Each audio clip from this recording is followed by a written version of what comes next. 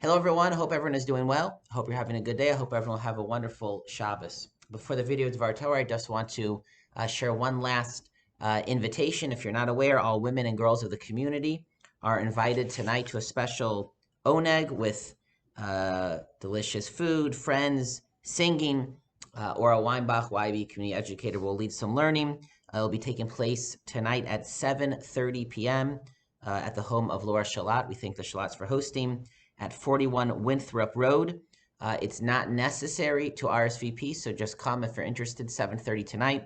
But if you're able to do so, if you could send a quick RSVP and the link in the email just to help best plan, we would appreciate that.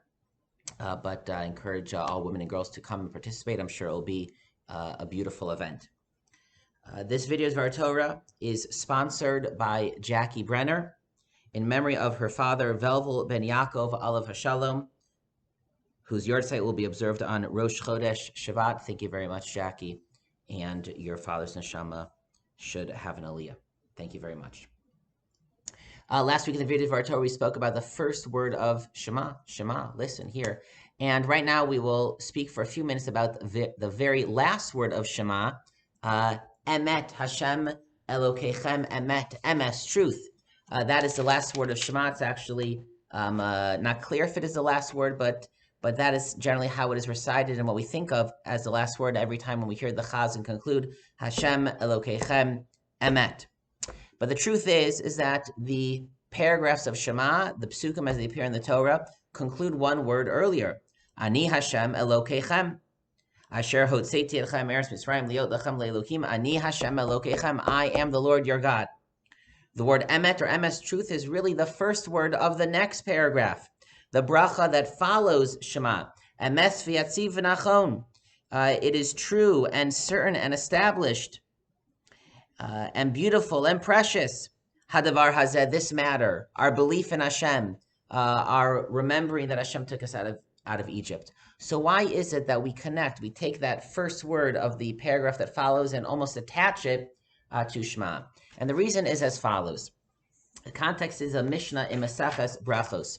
And the Mishnah there explains that nowadays, even though this is not a practice, but it is appropriate and totally permissible in the middle of Shema and the brachos of Shema to respond to a greeting to someone else, or sometimes to initiate a greeting, depending on who it is, whether it's a friend or a teacher, etc. But the Mishnah explains that there's a difference. If you're in the middle of a paragraph, be'emsa perek, then it's much more restricted what you can say to show respect to someone else. But if you're bein ha'prakim, if you're in between sections of Shema, then it is much more lenient of what you can say. And the Mishnah says, well, what is considered in between a section? So the Mishnah says between the first bracha and second bracha, between the second bracha and Shema, even in between the different paragraphs of Shema, between Shema and the bracha that follows it. But then the Mishnah says, however, Rabbi Yehuda says,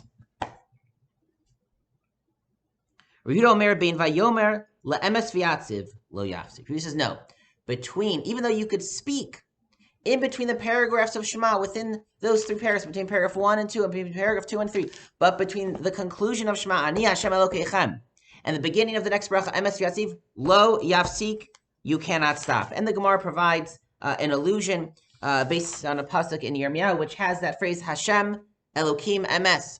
And so there should be a natural flow.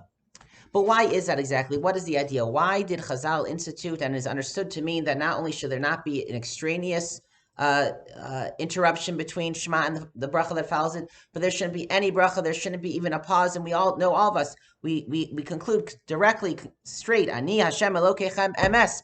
And not only that, even when we're not saying the bracha that follows Shema. Let's say you daven Marv early and someone is saying Marv later or before they go to sleep and they're just saying Shema without any brachos. The practice is we still add that word, Hani Hashem Elokechem Emes. Even when we're not connecting it to the next bracha, we always want to add a word. We always want to add one more word that is actually in the parshas of Shema as they appear in the Torah. Why is that? Why would we add to Shema? One would think that is almost sacrilegious. So one idea is related to what we spoke about last week, and that is Shema is not just a magical passage, a formula to be recited, but it's something that we're supposed to think about and listen and hear and accept and almost react to. And therefore, after we finish Shema, we conclude with Emes, and we affirm this. It is true. We accept this. I've heard it has gone into me. The words have not only gone out, they have come in. But more than I'd like to add right now, the idea that Shema is fundamentally an act of study. Vishinantam livanecha v'dibarta bam. You shall teach these words and you shall speak them yourself. You shall study them. Shema is an act of studying, of contemplating, of reading 3 paragraphs of the Torah. And the act of study, by definition, is generative. It is creative. If one is just reciting a magic formula, you just say the words and that's it. But if one is studying, if one is trying to understand, if one is trying to penetrate, then that creates further ideas. It creates questions. One thinks, oh, what I just studied, what I just read is similar to that, or it is in contrast to that, or how does it connect to that? Studying, by definition, is creative. So when the Torah said study these paragraphs, the Torah never just meant say these words. The Torah meant think about these words and think about what they mean and where they lead. What do they make you think of? What questions do they bring to your mind? It was always meant to be a jumping off point, so to speak, to lead to further Torah thoughts and ideas of the fundamental beliefs that are included in the paragraphs of Shema. This explains why the sages added a 3rd paragraph of Shema. The 3rd paragraph of Shema was clearly added by the sages. And one again can ask, how could they add a paragraph to Shema? The Torah says, say these words, the first 2 paragraphs. Say these paragraphs when you wake up and when you go to sleep. It's an exact passage, wording to be recited. If it was just meant to be a magic formula, it wouldn't make sense to add more words to it. But it was never meant to be a magic formula. It was meant to be the beginning of a study session, so to speak. And therefore, the rabbis added a 3rd paragraph from the Torah to show how, to make us think about how do these paragraphs of Shema connect to another paragraph, the paragraph of Tzitzis and Zechiras Yitzias Mitzrayim, remembering the Exodus. And not only that, the sages also enacted that not only will we add a 3rd Torah paragraph to Shema, but we will add a further passage, the bracha that immediately follows Shema. That bracha is not just something that happens after Shema, but it is a continuation of Shema. It is in poetic, rabbinic language, meditating on Shema and expanding the passages of Shema. And that's why even if we are not saying that bracha, the practice is, the sages enacted, the custom developed, that we always add 1 word to Shema. When the words of Shema are done, Ani Hashem Elokeichem, we add emes, truth. That is a reaction to a formula we just said, but it's as if to say, and we must keep going. Shema was never meant to be about just those words. It is meant to lead to further thoughts. And that word emes is just the beginning, and these words are true. And what does this mean to me? Shema is meant to be a passage that is studied. What do these words mean? How do we understand them? What do they mean to me personally? What do the words mean when it says to love God with all of your heart? What does the passage mean when it says to study these words when we're at home and when we're on the road, when we are walking on the path? What does the passage mean when it says that He'll bless us with long life like the days of heaven on earth? Or not to stray, to follow our eyes or the thoughts of our heart? What do those phrases mean objectively? What do they mean in the Torah? What do they mean to me? We don't end Shema. Ani Hashem Elokeichem emes. We add more to Shema, as if to say it was never meant to just end with Shema. Shema was always meant to lead to further study and to further thoughtful reflection.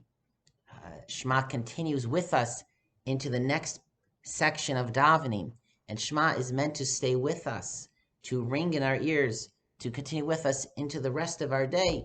Shema is supposed to be the background of our lives. Shema are the passages of the Torah that we are meant to study, as the sages say, hafoch ba v'hafoch ba dekulo ba. Turn it over and turn it over, for it is all there. That is so true about the Torah in general and specifically the paragraphs of Shema. So I encourage everyone to take some time to open up a siddur when you're not davening, to think about the passages of Shema, certainly to think about Shema as we recite it as part of davening, and to be of the mindset that I'm taking this with me. It is continuing into the rest of davening, is continuing into the rest of my day. Ani Hashem Elokeichem, and immediately we continue, we add to Shema, emes. It is true. Good Shabbos, everyone, and Shabbat Shalom.